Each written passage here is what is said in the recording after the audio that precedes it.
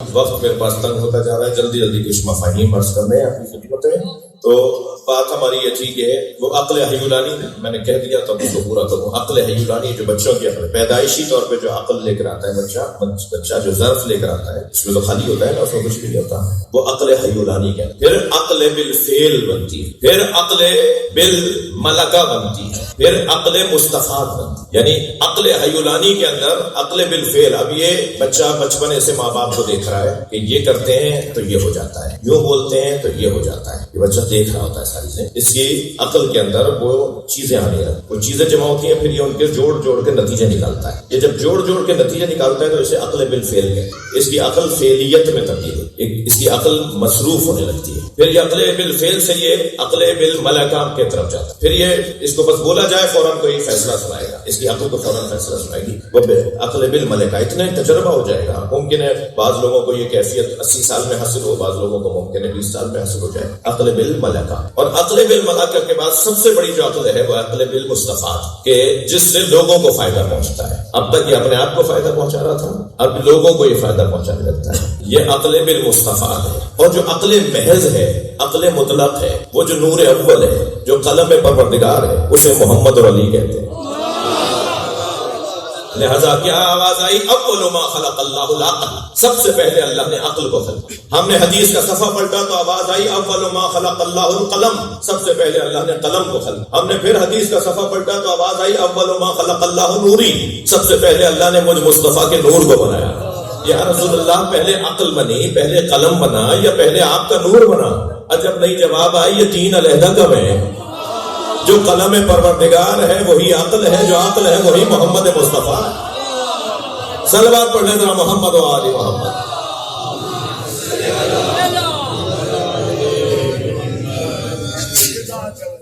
شیخ صاحب میرا صدقہ اتارتے ہیں تو میں ان سے کہہ رہا ہوں کہ جتنے اتارنے ہیں وہ ایک ساتھ اتار دیں۔ سب ہاتھ اٹھا کے جواب دیں گے جی علی حق ہے، علی حق ہے، علی حق ہے، علی حق ہے، علی حق ہے، نعرہ حیدری، نعرہ ہمارے یہاں بڑے صغیر کی جو مجلسیں ہیں نا، وہ آپ کچھ دیر کے لیے ایران عراق مت جایا کریں، کیونکہ وہاں کا رنگ اور ہے، ہمارے یہاں کا رنگ اور ہے۔ ٹھیک ہے، میں خود وہاں کا پڑھا ہوا ہوں، مجھے پتا ہے کہ بعض لوگوں کی اس طرح کی کیفیت میں ذرا مزاج بگڑ رہا ہوتا ہے، تو وہ ذرا پاکستان واپس آ جائیں۔ ہمارے یہاں سنی بھی آیا ہوا ہوتا ہے، ہمارے یہاں ہندو بھی آیا ہوا ہوتا ہے، ہمارے یہاں شیعہ بھی آیا ہوا ہوتا ہے، شیعہ میں وہ بھی آیا ہوتا ہے جو تقلید کرتا ہے، شیعہ میں وہ بھی آیا ہوتا ہے جو تقلید سے کھچا کھچا رہتا ہے، ہمارے یہاں وہ بھی آتا ہے جیسے اب تک نماز پڑھنے کی توفیق نہیں ہوئی ہے۔ تو بھائی مجھ جیسے خطیبوں کی تو بڑی ذمہ داری بنتی ہے، آپ سب کا دل رکھ کے چلوں گا تو مجلس پڑھ پاؤں گا۔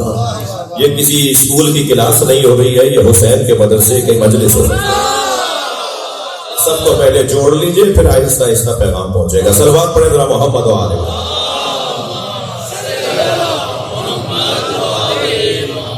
شیخ صاحب بس سب میرا صدقہ ہو گیا پورا، ایک اور صلوات پڑھ بلند تر،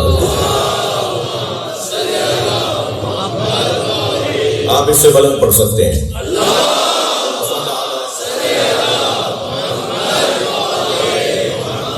میں اصلی مضمون سے دور ہو رہا ہوں، مجھے آپ اجازت دیجئے کہ میں عقل کی بحث سے باہر آ جاؤں۔ اتنا طے ہے کہ عاشق ہیں یا معشوق ہیں، میں مختصر اگر کروں تو یوں کہوں گا، جب یہ احمد ہوتے ہیں تو عاشق ہوتے ہیں، جب محمد ہوتے ہیں تو معشوق ہوتے ہیں۔ آپ قرآن میں دیکھیے کہ جو لہجہ اللہ نے ان کے ساتھ استعمال کیا ہے وہ عاشقوں والا ہے۔ الف لام میم، ترجمہ کر کے بتائیں یا عاشق جانتا ہے یا معشوق جانتا ہے؟ ہم آج تک تو ترجمہ نہیں کر پائے تو تفسیر کیا کریں گے؟ الف لام را کیا مطلب ہے اس کا؟ وہی لکھ دیا ترجمہ نیچے سارے مفسروں نے، سارے مترجموں نے وہی لفظ لکھ دیا نیچے، الف لام را کے نیچے الف لام را ہی لکھا ہے، اٹھا لیجیے قرآن، ترجمہ بھی نہیں کیا ہم نے، کیونکہ یہ عاشق معشوق۔ جی مزمل، طٰہٰ، یاسین، یہ کملی اوڑھ لیں تو اللہ کو ادائیں اچھی لگتی ہیں۔ ساری دنیا سے اللہ چاہتا ہے کہ لوگ بستر چھوڑ کے مصلے پر آ جائیں، یہی چاہتا ہے نا ہم سے کہ بستر زیادہ کم کر دو، عبادت زیادہ کرو۔ یعنی سب سے وہ کہتا ہے کہ بستر چھوڑو اور مصلے پر آ جاؤ، اور اپنے حبیب سے کیا کہتا ہے؟ قم اللیل الا قلیلا، اے میرے مصطفیٰ کبھی آرام بھی کر لیا۔ انہی لہجوں کی آیات میں سے ایک آیت ہے جو میں نے آپ کے سامنے تلاوت کی۔ ارشاد ہو رہا ہے وَلَا سَوْفَ يُعْطِيكَ رَبُّكَ فَتَرْضَىٰ، بہت جلد تمہارا رب تمہیں اپنی ایک عطا کے ذریعے راضی کرے گا. یعنی نبی مکرم کو 1,23,999 پیغمبروں کی زحمتیں، محنتیں، مشقتیں، مسافرتیں، ہجرتیں، جہاد، ہر بار چھوڑنا، زخم اٹھانا، پریشانیاں دیکھنا، وہ ایک طرف، اور اکیلے سرکار فرما رہے میری مصیبت ایک طرف. ان ساری محنتوں کے تحفظ کی خاطر بار بار سوچتے تھے کہ کیسے بچے گا، کیسے محفوظ رہے گا. اللہ نے کہا بہت جلد میں تمہیں ایک عطا کے ذریعے راضی کر لوں گا. یہ ساری محنتیں اور تمہاری محنتیں بچانا میرا کام ہے. جتنی محنتیں ماضی میں ہوئی ہیں، جتنی محنتیں تم نے کی ہیں، جتنی آئندہ ہوں گی، ان سب کے بچانے کی ذمہ داری میری ہے. بہت جلد میں اپنی ایک عطا کے ذریعے تمہیں راضی کروں گا. آواز آئی انا اعطیناک الکوثر، ہم نے تمہیں خیر ہی خیر فاطمہ زہرا وجود مقدس فاطمہ زہرا صلوات اللہ علیہا.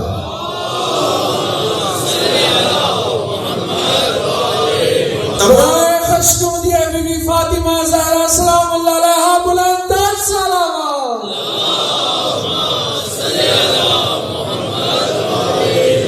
تمام تر محنتوں کی ضمانت کو کہا جاتا ہے. اب قیامت تک سیدہ کی برکتوں سے تمام محنتیں محفوظ رہیں. سب کا اتفاق ہے کہ اس دنیا کو ظلم و جور سے بچانے والا، نجات دینے والا فرزند زہرا ہے. سب سنی شیعہ کا اتفاق ہے کہ عدل و انصاف اس دنیا پر حاکم ہو. اس منظر کو دکھانے والا اور بنانے والا سیدہ کا فرزند امام مہدی ہے.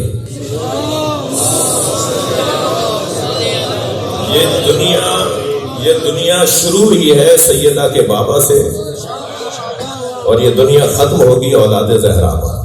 تو کتنا بڑا وجود ہے.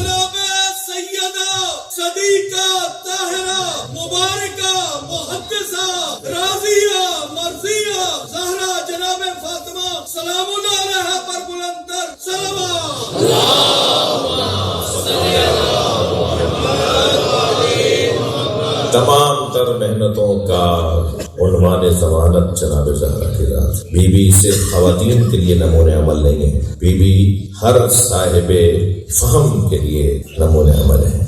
سیدہ کے ہاں سخاوت، کیا وہ صرف عورتوں کے لیے ہے مسئلہ؟ مردوں کو سخاوت کا جوہر نہیں چاہیے؟ بی بی کے ہاں غیرت، کیا وہ صرف خواتین کا مسئلہ ہے؟ بی بی کے ہاں عفت، کیا وہ صرف خواتین کا مسئلہ ہے؟ بی بی کے ہاں شجاعت، کیا وہ صرف خواتین کا مسئلہ ہے؟ نہیں، بی بی پوری امت کے لیے نمونۂ عمل. اور میری اور آپ کی تو کیا حیثیت جب بی بی ائمہ کے لیے نمونۂ عمل. لی اسوۃ فی ابنۃ رسول اللہ، یہ امام زمانہ کا حدیث کا جن کے فرمان ہے. مجھ مہدی کے لیے رسول اللہ کے دختر نمونۂ عمل ہے. میری جدہ فاطمہ مجھ مہدی کے لیے نمونۂ عمل ہے. لی اسوۃ فی ابنۃ رسول اللہ.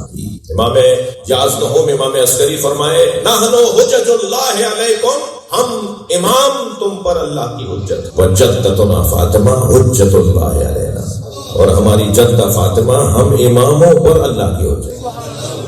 یعنی ہر امام ہمارے لیے حجت خدا، اور حجت خدا پر حجت خدا جناب زہرا کی ذات.